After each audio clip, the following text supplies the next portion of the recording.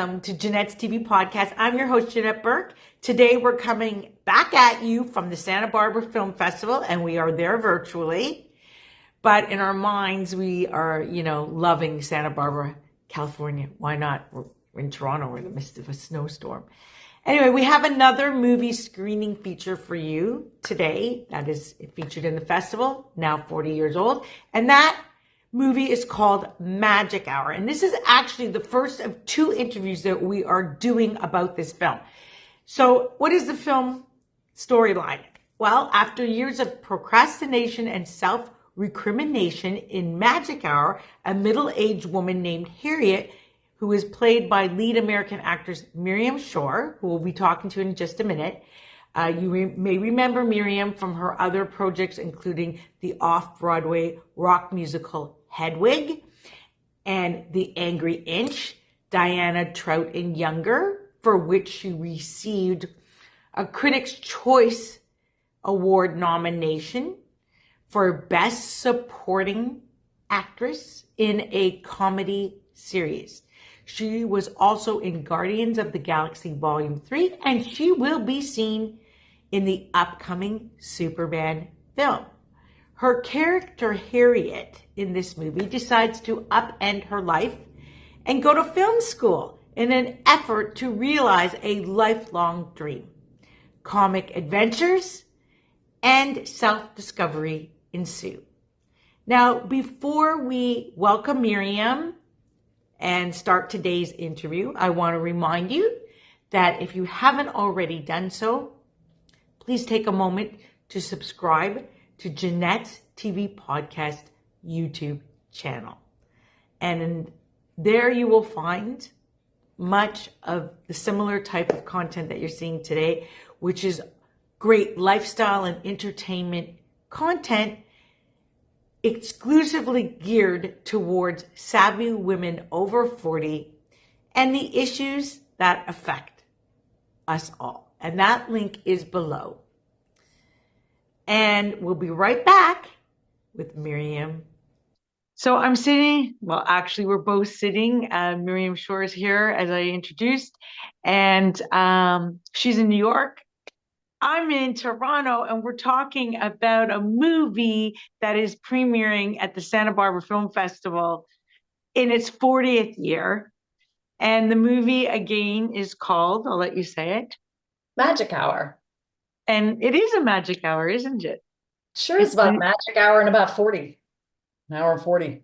Yeah, it is magical. I will say that it's magical. It's, magic hour refers to that time of day, the golden hour, sort of where the sun is setting when you're filming and you're getting that. So you play the lead character in the film called Harriet. Right. And Harriet is about in the midst of making a very huge life crisis change.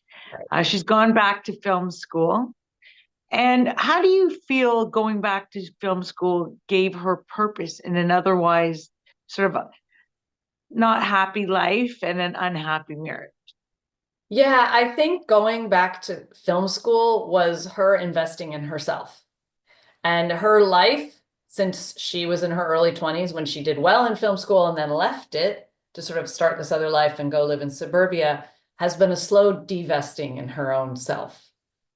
And so her going back to film school is her reinvestment in herself and her dreams, Yes, and as women, it's very important that we always do that we invest in ourselves and our dreams, whether it's through education or coaches, or I guess in your case as an actress, an acting coach, whatever it is, whatever your profession, there's always mentors around us, and we need to invest in ourselves to grow. And it's not even in your professional self, just investing in who you are, and in what matters to you. Because I think a lot of times you put yourself in the back of the line and you're like, here are the myriad of people who need something. And then I'll just go at the end if there's anything left, Yes, that's a lot of women do that. And I think it's changing and it needs to keep changing.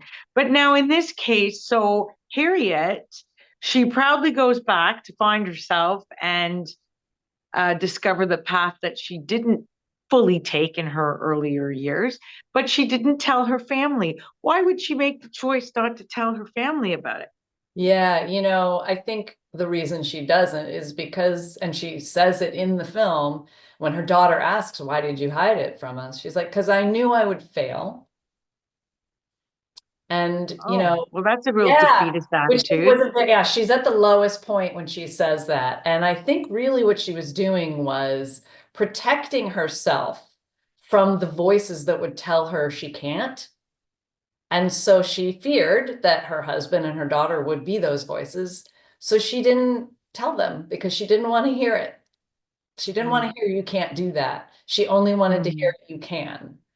So Okay. Well, that's quite sad actually, it is. because in this case, she could have been a great role model for her daughter to Yeah. say, hey, look, don't do what I did. Don't cut off your life, drop out of school, give up your dreams to go have a family and a child. Like, I'm not saying there's anything wrong with being married, having a child, or having a family, but if you sacrifice everything else for that, then maybe, yeah, maybe there's something wrong there. It's probably better if you could have a little bit of everything. Yeah, I think it's seeing that her daughter gives up on her own dreams.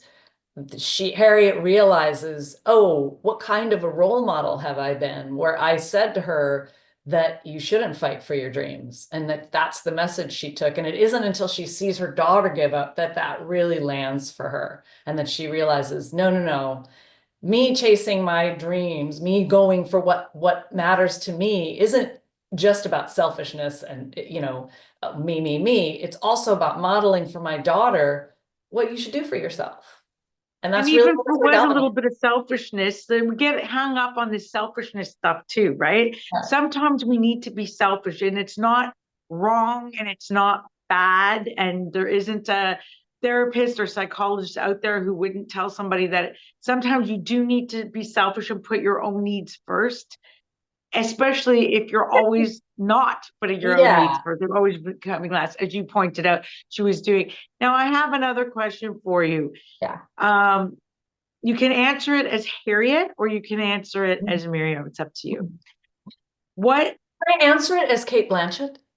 No, I'm kidding. Go ahead. Okay, you could do that too. I know that the film combines a I lot of wish. comedy with seriousness. That was a great segue, a great bridge.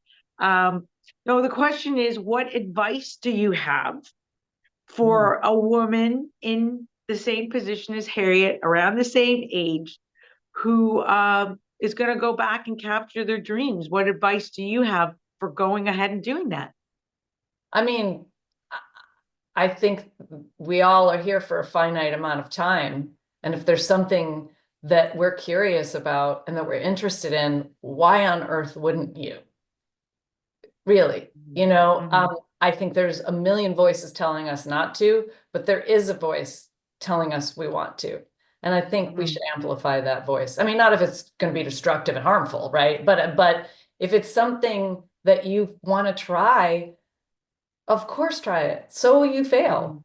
Mhm. I mean, the only true road to failure is never trying. I mean, that's just true, you know? Mhm. So it's scary. I Why are we so afraid to fail? I mean, very, fail is life. Fail is breathing. Fail is trying. It's yeah. doing. Who cares, right? It doesn't Yeah. really matter. I It's the just think fact that you judgment have is the hard. nerve to try, Yeah. the Yeah, I courage. think you have to know that you could fall and know that you'll just get back up again. The fear of So, failure on is the so topic strong, of isn't it courage, though? yeah, on the topic of courage or self-worth, self-love, um, even self-sabotage, how Mm. have you seen that unfold in your own life? Oh, yeah, yeah. I definitely sabotage myself. I definitely have had times where I thought like, you know what? I want this too much and it will hurt too much to not get it. So I'll just make it fail right away. And then I don't have to deal with that kind of rejection, which never feels good. It's never, that just it never helps and it's never a good choice. So I don't know why we do that.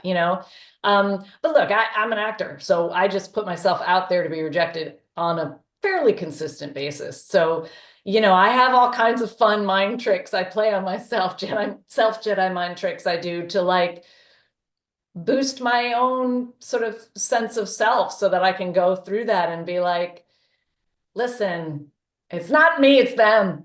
I think it helps to have people around you who support you and a really strong network of people who love you and who you love, that remind you of who you actually are and what really matters. That's super important for me to be able So to get you through said you're an actor, and of course we know you're an actress and a comedic actress, which is that. very hard, right?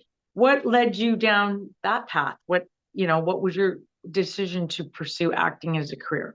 Yeah, I don't actually think of myself as comedic or non-comedic. It just depends on what the journey of the character is. But I definitely deal with difficulties in my own life with as much humor as possible. And I'm definitely drawn to funny people because they're delights. So many people in my life I love laughing, so I'm gonna choose. Yeah, who doesn't? But I saw my sister in a play when I was a little kid, and I remember it felt transformational, to see her become this other person. I didn't know that real people could do that. Sure, you see it on TV, right? But I didn't know that a real person I knew could do that. And so it was such a weird seminal moment for me where I thought, oh, you can do that? And that was like And the get first paid? little like, Yeah.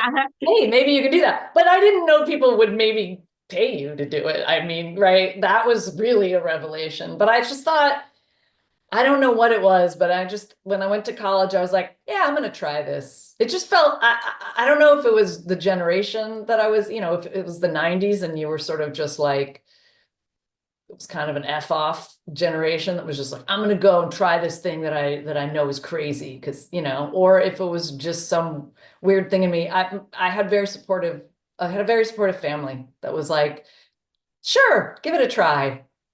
Also get your English major. Um, I had so that. that was my next question. What other, like, what would you be doing if acting didn't work out for you?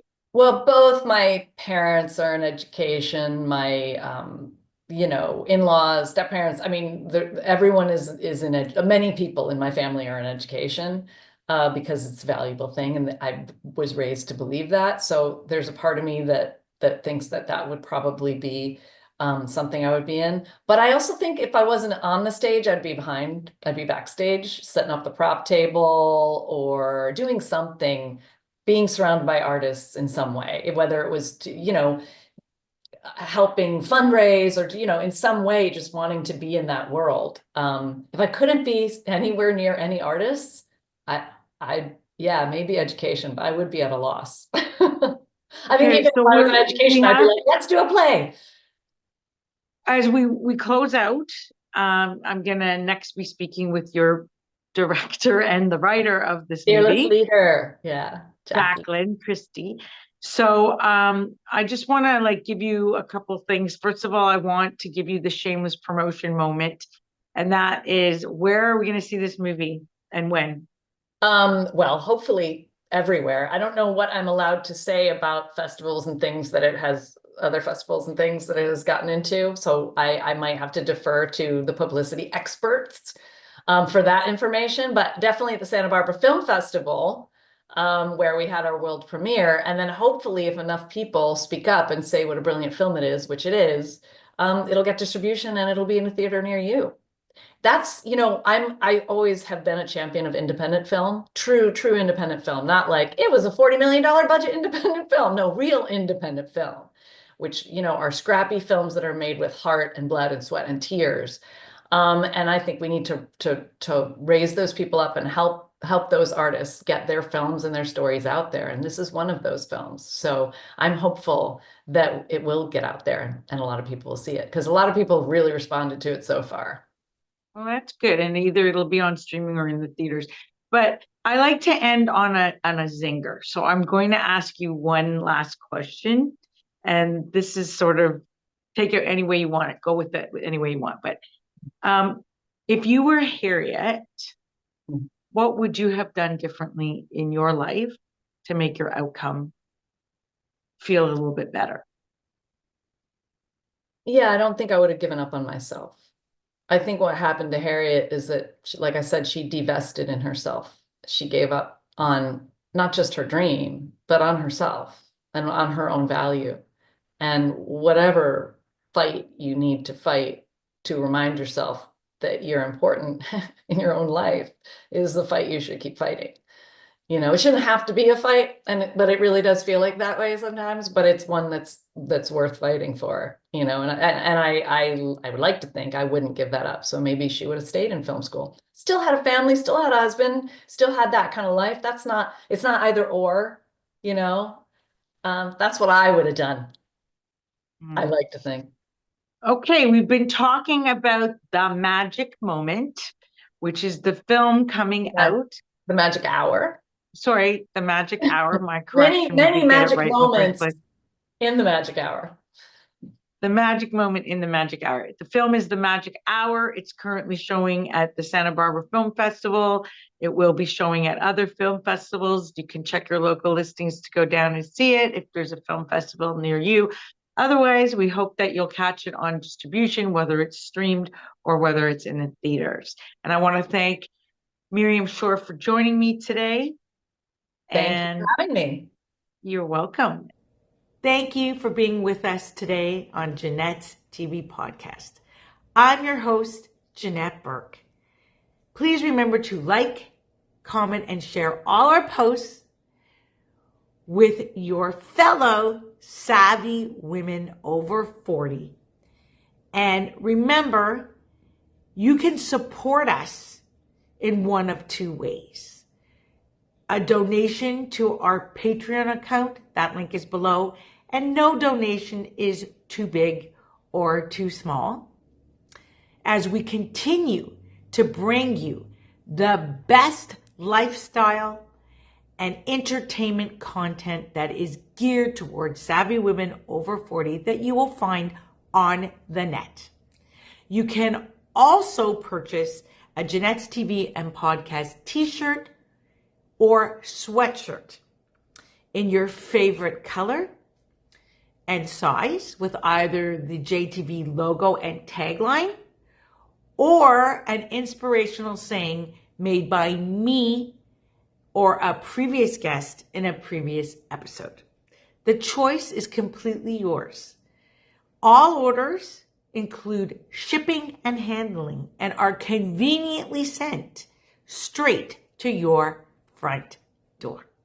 How easy is that? Okay, this is Janette Burke signing off. Until next time, continue to be fabulous.